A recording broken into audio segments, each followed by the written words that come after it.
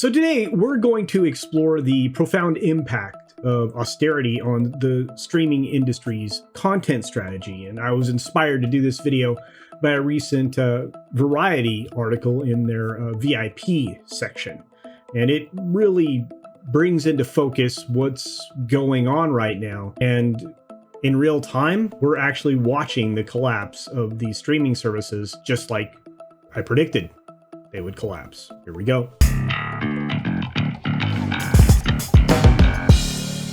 Once again, welcome to the channel where, of course, I delve into an ever-evolving world of streaming and its influence on entertainment. This is going to be another in the series of videos that are linked directly to streaming. In this video, we're going to explore exactly how these austerity measures have caused a seismic shift in the content strategies of all the major platforms, to the point where, well, there's all kinds of things happening. Contraction, potential for one service to be purchased by another, or perhaps an aggregator comes along and puts them all together. And all options are on the table right now because nobody's making any money outside of maybe Netflix. Now, streaming's transformed dramatically over the past year, and it's challenging some very long-held assumptions that basically has reshaped how we're going to see content distributed and what the availability will look like.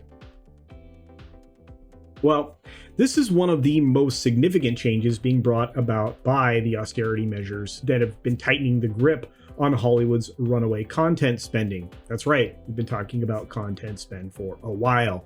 And in the era of peak TV and the proliferation of premium original series, we had an explosion in content production, and some of it was quite good. Most of it, however, not. And with mounting costs, major streamers are now reining in those expenses and reducing the volume of new originals, and marking an incredibly notable shift in the supply of fresh content. Now, you could argue that's good or bad. For those of us who enjoy premium television, maybe it's better because things will come along that have a little more thought behind them and aren't just content for content's sake.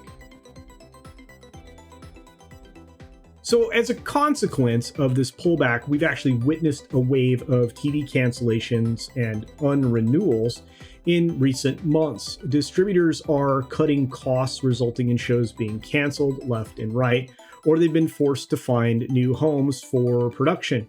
And sometimes it's right in the middle of production, to be fair. These contractions are already quite visible, and the number of new titles released on SVOD platforms is experiencing a significantly smaller increase compared to the previous year. And that's according to data coming from Diesel Labs, courtesy of this VIP article that I was reviewing earlier on. It seems that amidst the wave of TV cancellations and unrenewals, it seems like even our favorite shows are facing some significant budget cuts. I guess we'll have to start a support group for those of us suffering from unfinished season syndrome. Is that a joke? Just remember, folks, it's not a cancellation, it's a cliffhanger that lasts forever. Oh, yes. Another jibe. Another joke. Now, the contraction in content spending reflects a new mentality that's prevailing in Hollywood. It's the emphasis on no longer flooding the market with expensive content, or just content for content's sake, and extracting the most effective way to attract subscribers. Right now, there is a growing recognition that a more cost-efficient approach is needed to maximize those streaming revenues, and that would mean making good things that keep your customers around for a long period of time. Thank you, Captain Obvious. So in addition to cutting expenses on new originals, studios are actually reevaluating their approach to library content, the stuff that just sits there and sits there and sits there and sits there. The streamers are actually embracing that content licensing model that they existed on for so many decades, a strategy that actually is generating revenue and moving away from strictly the walled garden approach, which I have talked about ad nauseum, not only here on this channel, but in any other place that is talking about streaming, many of those live streams. And some of the titles that are proving to be more valuable for earning and generating ad revenue on ad-supported streaming TV platforms, those fast platforms that we talk about those are being sent out to more and more of those because they will generate money, which, let me tell you, these studios desperately need right now. Warner Brothers Discovery's actually blazed the trail in this new content licensing strategy. I would say they just revisited a strategy that had always worked, but hey, just my opinion. And they're pulling numerous titles from HBO Max, it's already been done, to lend out or to place on FAST services. They also obviously took some tax write-offs on a couple of things that never should have seen the light of day, or never should have been produced in the first place, which would have saved them an awful lot of money. Following suit, of course, now is Paramount Global, which surprises me. They're not often for getting on board something this quickly. They recently downsized their Showtime over-the-top content platform, or OTT platform, while repurposing content for licensing purposes. And they've also combined Paramount Plus and Showtime into one bundle, which is going to be somewhat appealing to a lot of consumers.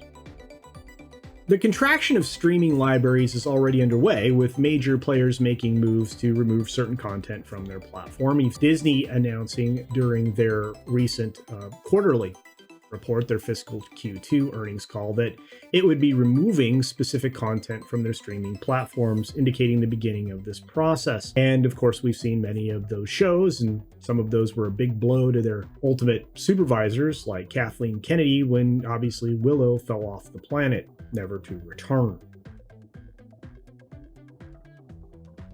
This is the new reality of things in Hollywood, at least as far as the streaming landscape goes. There's going to be less content available for viewers, a decrease in the number of titles that are being created, and programming that will be scattered across multiple platforms, and kind of harkening back to cable when you could watch Raiders of the Lost Ark on HBO or possibly Showtime at the same time. Consumers are accustomed to unlimited options for a subscription, and well, now under the streaming fee, they're going to have to adjust their expectations to a landscape where content is more streamlined and dispersed across multiple places. It could also be a windfall for consumers because, well, they may get content that otherwise wouldn't be within a walled garden system. Amid all these transformations, there are opportunities. Opportunities for content discovery and very diverse viewing experiences. As a viewer, it's going to be crucial to explore alternative platforms and embrace the variety and the, well, unique content that you may find only at one platform. But again, I'll point out, something may be available everywhere on every different streaming service. So don't be afraid to take that trial. And here's the conclusion. Austerity measures have significantly shaped the streaming industry's content strategy, and it had to. They're just spending far too much money with very little to show for it. The curtailment of content spending and the wave of cancellations were inevitable. And the shift towards content licensing is just turning back time to something that was far more profitable. This is basically just a reflection of Hollywood's newfound emphasis on cost effectiveness, which for whatever reason they were allowed to get away with moving far, far away from. I think that the fact that the markets, the stock markets, are actually holding them to account may actually be a good thing. So as the streaming landscape continues to evolve, subscribers, well, they're just going to have to pay attention to what is available and where, and perhaps be a little less monotheistic and a little more diverse in, well, choices for streaming services. In other words, be prepared to bounce from one to another. Be prepared to move from Netflix to Disney next month.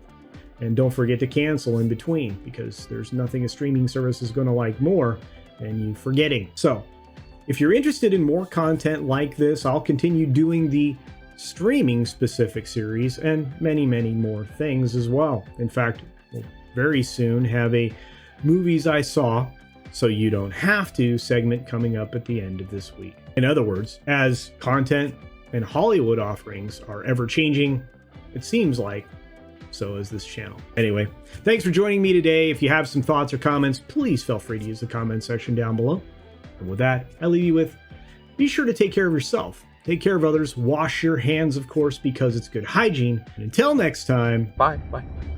Today, Be sure you're subscribed and hit that for alerts. Yay! Of course, like and share all of the videos that you can as it helps with the algorithm. Have a great day.